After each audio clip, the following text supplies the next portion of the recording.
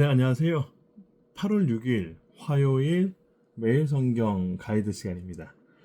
예레미야 46장 13절부터 28절까지의 말씀이에요. 여러분 어제에 이어서 지금 여호와께서 애굽에 대한 심판을 계속 이어가신다라는 말씀을 하시는 거예요. 근데 여러분 어제도 제가 말씀드렸지만 계속 애굽에 대한 심판을 강조하시는 이유는 뭐라고 말씀드렸죠? 하나님께서 단순히 애굽의 죄악 때문만은 아니다. 물론 그것이 주요 골자이긴 한데 더 깊이 들어가는 의미가 있다면 이스라엘을 그렇게 괴롭게 했던 장본인들, 그들에 대한 하나님은 반드시 심판하신다라는 약속을 이루시기 위하여 말씀을 이어가시는 겁니다. 더 재밌는 사실은요, 여호와께서 그냥 애굽을 멸망시켜도 되지 않겠습니까? 쉽게 말씀드려서 자멸할 수 있도록 하거나 또는 뭐 그들 간에 어떤 분쟁이 있거나 전쟁이 있게 해서 내란으로 인하여서 그렇게 멸망시킬 수도 있지 않겠습니까? 그런데 여호와께서는 그 방법을 택하지 않으십니다. 바벨론이라는, 그리고 특별히 느부갓네살 왕이라는 사람을 동원해서 그 사람을 통하여, 바벨론이라는 나라를 통하여 이 애굽을 공격합니다. 끝까지 하나님께서 애굽에 대하여 징계하시고 진멸하시겠다라는 의지를 담으셨던 내용인 거죠. 왜 이렇게까지 하실까요? 이유는 간단합니다. 여러분, 이 죄에 대한 내용만큼은 결코 타협하거나 결코 화친할 수 있는 내용은 아닙니다. 즉 애굽에게 있었던 이 죄악들은 결국 여호와께서는 견딜 수 없는 악행이다, 보기가 참 힘들 정도로 굉장히 무거운 죄악이다라는 것을 여호와께서 직시하셨다는 겁니다. 그러니까 이 애굽에 대한 심판을 느부갓네살 왕을 통해서 하신다라는 것은 하나님께서 반드시 이스라엘 백성들을 끝까지 구원하시겠다, 지켜내시겠다라고 하는 의지까지도 포함한다라고 해도 과언이 아닌 겁니다.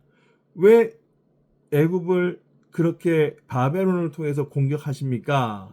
여호와께서는 이 바벨론을 통하여서 일들을 행하기를 원하셨습니다. 그 당대 최대 강대국이 바로 바벨론이라는 민족이었기 때문이죠. 그래서 여러분들은 오늘 이 말씀을 묵상하실 때 이집트, 즉 애굽, 사실 애굽이라는 말 표현보다는 이집트라는 말 표현이 조금 더 명확한 겁니다.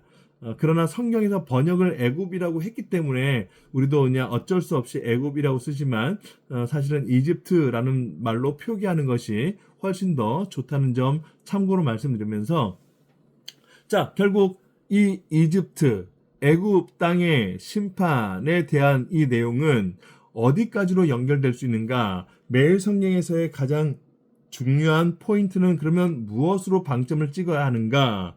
그것은 죄악 가운데 있는 이 상황들 가운데서 하나님께서는 구원할 자를 찾으신다, 또는 하나님께서는 죄악 가운데 있다 할지라도 하나님의 백성만큼은 분명히 건지신다.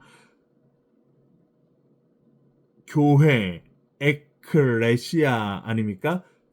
집어서 꺼내신다. 에클레시아, 교회로 부르신다라고 하는 의미를 정확하게 잘 보여주고 있는 내용이 오늘 예레미야 46장 13절부터 28절까지의 말씀이라는 겁니다.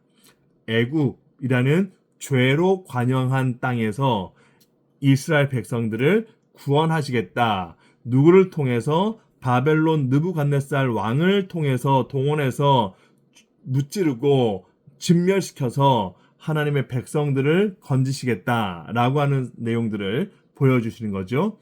이 내용은 결국 무엇을 예표하는 걸까요? 그렇죠. 예수 그리스도를 예표하고 계신다라는 사실입니다.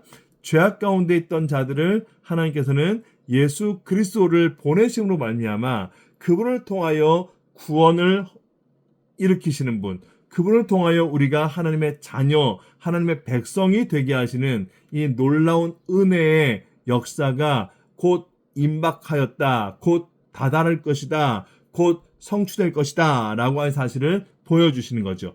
이게 바로 바벨론을 통하여서 애굽을 치시는 이유 중에 하나가 여기 있다는 겁니다. 이 사실을 기억하시면서 오늘 이 매일 성경의 핵심 묵상 내용을 잘 기억하시며 하루를 평안 가운데 지내시기를 바랍니다. 감사합니다.